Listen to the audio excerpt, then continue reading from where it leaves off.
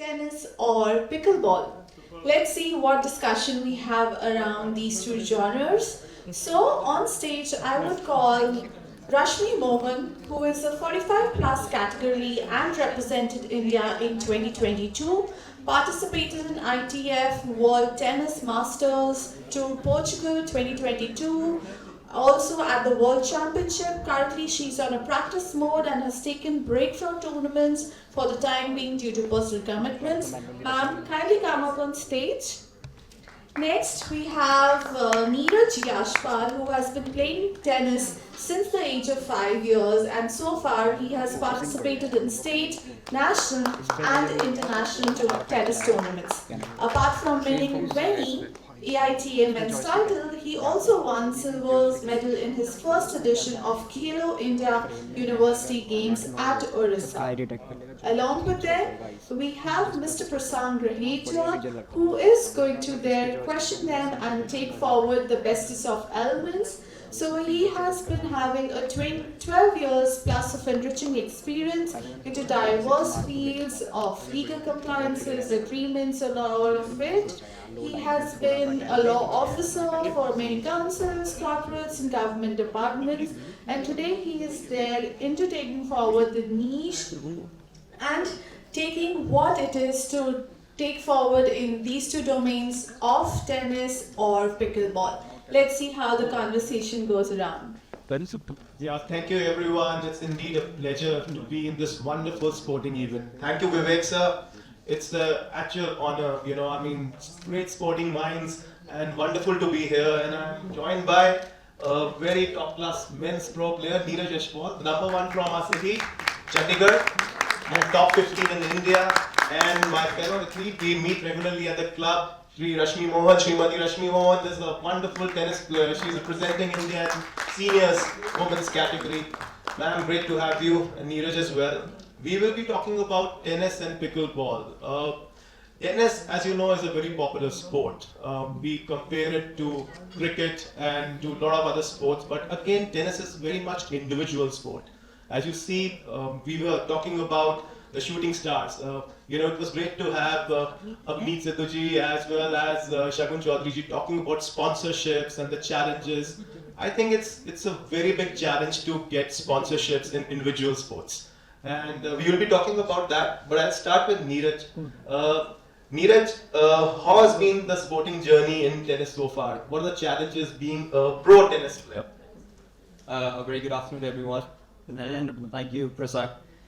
So, coming from a tennis sport, the journey has always been a little hardworking, and I think we all can relate to Shagun ma'am and Abneet ma'am for their wonderful words and how they explain the sporting journey to all of us. And the hard work which goes around for a tennis player has been immense, if it goes for me and for my fellow athletes, because the amount of time we spend on the court, amount of the time we spend under the heat of the sun, perfecting our skills is immense. And I think it's that hard work which gives you an option to pursue the sport even professional. And I think the journey continues, and we always look forward to another day to keep working hard and to keep challenging the odds. So yes. Wonderful words, Neeraj. Rashmi ma'am, tell me the challenges you face regularly at our club, as well as being a women's tennis player. You take out time from your profession, you're a CA by profession. So how much of a lifestyle thing is tennis for you? Because you play regularly and you have also got the distinction of being the first lady from Chandigarh to represent India at the World Championships that was held last year in Portugal. So how has been the journey so far? You enjoy playing tennis? Is it amateur for you or is it a very serious business? First of all, I will say namaskar, and I will start with this thing about the little bit journey of my life, about the tennis, about the sports. Actually, I will recall the words of Shagun, that he has right way said that the sports, every sports, has a very shelf life. But you will get to know about me, that it is very shocked that I have just started my tennis after offering this shelf life. Means I have started at the age of 34. Before that, I didn't play in the open type of the clubs or in the any school types, but like you can say like gully type cricket. I have played in the mohalla type games like the badminton or the indoor games. No doubt it was the passionate in since my childhood. But the area where we are used to stay in Rajpura, that is the tehsil of the Patiala district. Where nothing there is a sports like activity. My early childhood was not also in the Patiala. That is also basically hub of the sports, no doubt. But our circumstances were not such like that our parents will push us that go and play the sports. But they never refused us to go and play. But we didn't get any chance. But from that view of the growing age by age stage, we were just playing for the sake of our fun. But after marriage and completing my CA degree as a professional, as a career, then we got an opportunity to play along with my daughter's sport. When she started to play at the age of 3, then I used to start to play the tennis and I chose it.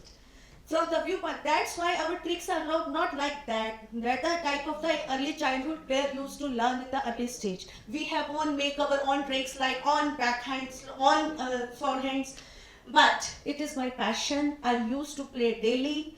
And regarding the points Prasang told me about that, what type of challenges I face. Yes, even our country has got the independence since 75 years has been passed. Since from that stage also, women is very, very aggressive, no doubt to play, but the support side from the anything, from family to the social, even if she come out from the house, she faced the hitting player, she didn't find, because no doubt it is a single game, but still, you can't get the opportunity to play that, you can't get the availabilities.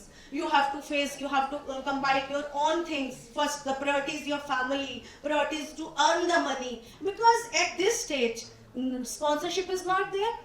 Nobody will push the money towards you, not even the government. I will say, I just got the opportunity to play in the Portugal to represent India. I even didn't get any single amount from our ITA, even not even an entrance fees, which the even men have got the chance to avail this benefit, but we didn't. Means if the team which we were presenting for the India, we were the first team as a veteran player, but we didn't get even that entrance fees. So this is the thing. This is the challenge for day by day, basically. I agree. There are a lot of challenges when we talk about the associations who deal with the sport in our country. BCCI is one which has marketed cricket very well. But when we look at other federations, including tennis federation, which I think we have musical chairs being played every year. So so that has been the journey. But I want to ask Neeraj now. Neeraj, you have been playing tennis from the age of 5. You had won numerous ITA titles. You were top 15 in India. What's next? When you are a pro player traveling alone without a team, how lonely is it, and what are the challenges that you think one goes to get to that level where Sumit Nagal is currently? He's playing, he's in the main draw, so big round of applause for Sumit, who is in the main draw of French Open now, and he's going to play all the 4 slams because of his ranking right now, which is 78 as per live ranking. So, how do you aspire to reach there? Because Nagal has been relentless in the last few years after the hip surgery, he's come back. How do you plan your journey now? You're top 15 in India. So what are the challenges? So looking at Sumit Nagal, a fellow buddy who we used to play together, and we have trained a lot together in Delhi Stadium, in City Fort Stadium, and taking a lot of positives from his journey. It's always great to look up to him and how he's doing so well in French Open. He's going to play main draw.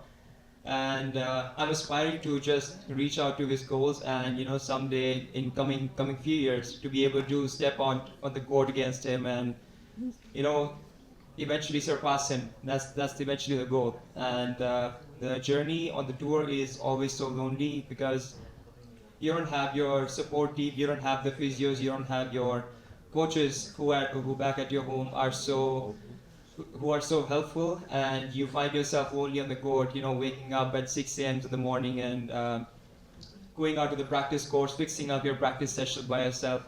It's always, it gets up to you. It makes it difficult, even more difficult when you're alone on the tournament, traveling around the world and not having enough support from your federation, from your associations.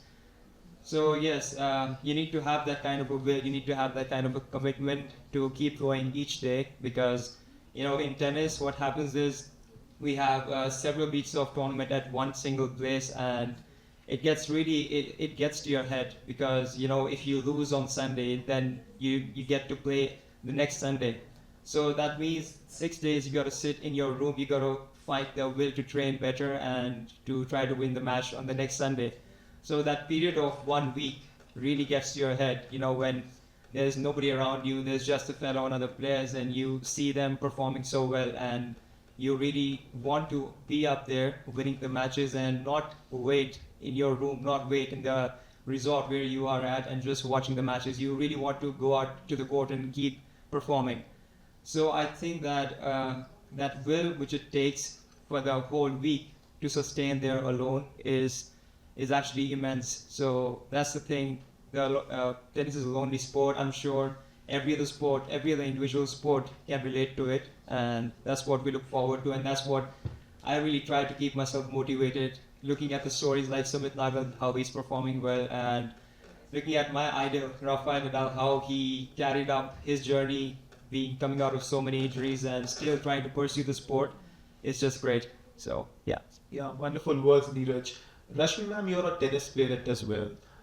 Your daughter played at a very good level in the nationals, but she left tennis now, is settled in Australia. So, as a tennis player, tell me, what are the challenges that you see at grassroots, at organizing? Because we don't have many international tournaments in India. So, that is a concern. Apart from the coaching education, which is also big time lacking, we don't have those coaches which actually help you to transition to the pro circuit. So that's also a very big area of concern. So how, as a tennis player, you look at a journey of an aspiring youngster? Is tennis really for Indian youngsters, or they need to go abroad and settle down there and find a way out? Go to a fancy academy in Spain, try to farfetch some training, or is it that we just don't have it here in India? Is it just about going to those big academies and finding your way out? What, as a tennis player, do you feel? Actually, from my point of view, not only for the tennis sports, but rather for every type of sports, we just think that India is not the best. I love my India. By the root of this thing, I visited Europe, I visited Singapore, I visited Australia. I didn't find anything so good that we didn't have in our India. We have so many resources, so many availabilities, plus too much favorable weather conditions also, which the other countries basically don't have. But the thing is that, why do we compare our India's resources to other countries' resources? Because in India, every children and every family do not like a blue-collar type job. That's why our financial resources are not available to our Indians. By the grace of God, we have the land of Rishimonis. Plus, we have a Raja type culture. We have a royal type culture. When we have a royal type culture, we don't want to do the little things which gives the most of the time of the availabilities of the financials. When you don't have the financials, you don't have to recreate the resources out of your available resources. You are unable to generate the money. And basically, why you are unable to generate the money? Because you are not too much qualified. Because at the early stage, you are not too much qualified to generate the money, and you want to push that in our India. This is not done. हमारे India में ये चीज नहीं है. So we see the windows of other countries. But basically, what do you think? The money which you are putting to the coachings here, basically it is the much more than the available the coaching expenses which you are going to spend in Australia or in the Singapore or in the US or in the Spain itself. These are also very costly, but the things are that you can generate the resources from there and you do their work, but you don't like to do work from here, these sources. And but the thing is that from my point of view, this cannot be done at the one stage of their life. That there is a scenario, you have to change from the 1 year the child of the lady, that you have to do your work from your own sources from India also. You generate the money, you will put the things, you should create the training resources from your India itself. Then you spend, then see the change. But basically, we don't want to spend the money in India because the earning capacity is not here. And moreover, in India, what we think, after spending too much at the early stage of the game, at the 5 years, 10 years, like the youngster at his year, he has spent so much. His parents have spent so much. But if by the grace of God, he will reach the top 100s, top 50s of the world, then he will be reciprocate the same financial resources to himself which his parents have spent. But because if we have not reached to that level, then we are empty-handed. When we are empty-handed, then what we got? That's the why profession, education, academic and sports go parallel. Because if we didn't get anything by the way of the sports academy, then we have achieved nothing. Because after that, we will not be able to not even be able to white collar job, and blue collar job is not our standard. So this is the thing basically. Great words, Rashmi ma'am. I also want to emphasize on playing a sport. When you play tennis, we've talked about the federation, we've talked about the lack of management, we've talked about lack of good coaches, we can talk about various aspects, but tennis is a sport, we play regularly. I mean, what's the fun playing a sport? I mean, that is the biggest thing, isn't it? We play the sport because we love the sport. And there's a lot of passion behind it. We understand there are a lot of complexities while you represent the country. There are a lot of dramas here and there. But Neeraj, this question is for you. What tennis means to you as a player? You know, I mean, I understand you want to make it a profession. I mean, you've actually not gone ahead and taken up a government job, which you could have. So why do you think that you need to put everything to become a sports person? Because I was telling somebody, we have an Indian administrative officer who comes regularly at the club. I told him that it's easier to actually crack a UPSC, but not be a tennis player. It's difficult to become a pro tennis player, relentlessly trying to win every day and improving. How difficult it is? For me, tennis means it's a way of life. You know, it's just not about entering a sport and trying to reach that level where you can just apply for any jobs and settle down and get the kind of a 40K salary in a month in your bank account. So it just doesn't stop there, because tennis is actually a way of life. It teaches you so many things. How to pursue a sport, how to carry forward your journey. It's not just about finding a job, finding a settlement in your life, because for me it's always that one bar. Because if you keep doing that kind of a hard work where you need to be, so the success follows. And that has been my mantra ever since.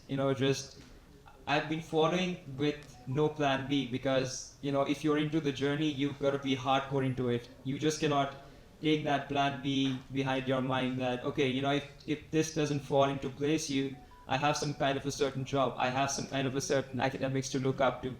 So for me, it has been always a plan A, and staying up all night, waking up early in the morning to train, to visualize this kind of a dream every morning, then that's what it takes. So that's what tennis means to me. So wonderful words, Neeraj, on the love for the sport, getting up every day, trying to be the best you can. Have you tried your hand at pickleball? It's so popular now these days. I want to ask my panelists about them. What about pickleball? It's growing popularity is around 40% as we see. A lot of big tennis courts in US have been converted into pickleball courts. And for a generation who has been into tennis, it's not a new sport, because it's a combination of badminton, ping pong, whatever you call it. It's a volley sport. You need to be good at the volleys. So how is it trying? Did you try your hand at pickleball? Or has it been the... I've not been able to try pickleball so far, but I'm so curious. I'm so excited to try it on, because I think in Chandigarh we don't have much courts. I think we don't even have a single court so far. And I've been following pickleball. It's in New Delhi. It's growing so much in Mumbai and coming down from US. So the sport is becoming so popular, and this is the grassroots of the sport. And as it includes a smaller court, and being a tennis player, to try something on a smaller court and with a new kind of a racket and the ball which it has, it's so exciting for me to just go ahead and try it out. And yes, I think pickleball can be a really big thing, really next big thing after tennis, and how it's growing so widely around the world.